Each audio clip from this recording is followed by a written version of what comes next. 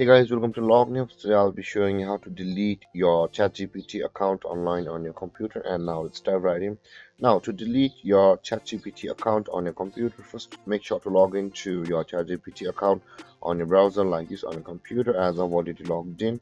And now to proceed with the deletion process, from over here at the bottom left corner of your screen, you'll be able to see your email address over here like this. Click on that email address like this,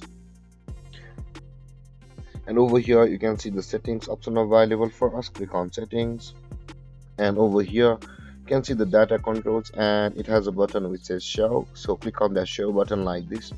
And guys, over here you can see the delete account button available. If you click on it like this, you'll be required to enter your credentials over here, and you can see please type your email, your account email, and click to proceed, type delete on the input field below. And after that, if you click on this button after entering these credentials like this, you can see there is the permanently delete my account button available. And after we click on this button, our ChatGPT account will be permanently deleted. And there guys, this is how you delete your ChatGPT account on your computer online. And if you have any confusions or questions regarding the topic, feel free to comment in the comment section below, and don't forget to like, subscribe, and hit that bell icon for more videos. Thank you for watching guys. Peace.